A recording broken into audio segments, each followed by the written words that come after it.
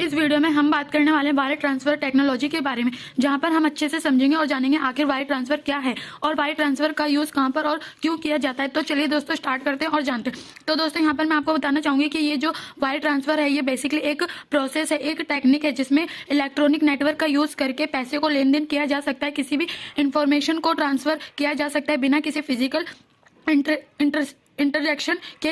और दोस्तों यहाँ पर जो वायर ट्रांसफर है ये बेसिकली मैनेज किया जाता है किसी भी बैंक द्वारा, यहाँ फिर भी फाइनेंशियल इंस्टीट्यूट के द्वारा। दोस्तों यहाँ पर वायर ट्रांसफर के द्वारा, यहाँ पेमेंट के द्वारा मकसद ये होता है, इस जगह पर कह सकते हैं टेक्नोलॉजी के द्वारा यूज किया जाता है। यहाँ जहाँ पर आमने सामने जाकर आप फिजिकल मनी को ट्रांसफर नहीं कर सकते हैं, जिसका उसका एग्जाम्पल आप ऐसे ले सकते हैं। इंडिया के अंदर जितने भी यूट्यूबर हैं, ये जितने भी यूट्यूब या गूगल पर काम करके पैसे कमाते हैं, वह सभी उनके पैसे होते हैं वह विदेश से आते हैं इंडिया के अंदर। इसमें गूगल आपको पर्सनल आकर पैसे नहीं देगा। यहाँ जो पैसे हैं विदेश से इंडिया के अंदर ये ऐसे वायर ट्रांसफर टेक्नोलॉजी की मदद से आते हैं। इसे भी ऐसा भी नहीं है कि फॉरेन ट्रांजैक्शन यानी कि विदेश से पैसे के लेने देने के लिए वायर ट्रांसफर का यूज किया जाता है। वायर ट्रांसफर का यूज डोमेस्टिक पेमेंट के लिए भी किया जा सकता है। जैसे आप दिल्ली में रहते हैं, आप बम्बई या चेन्नई में पैसा भेजना है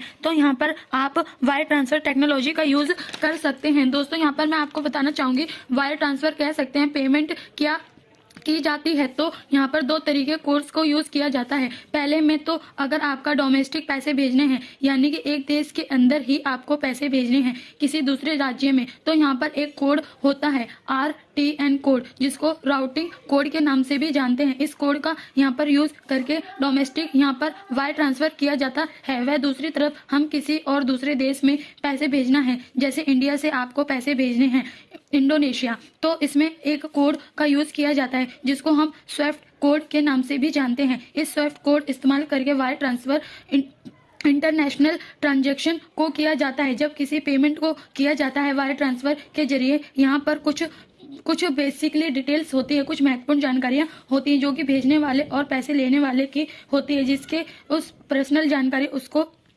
उसकी पर्सनल जानकारी, जैसे उसका नाम क्या है, उसका पता क्या है, उसका ईमेल आईडी क्या है, उसका कॉन्टैक्ट डिटेल्स क्या है, उसका आइडेंटिटी प्रूफ क्या है।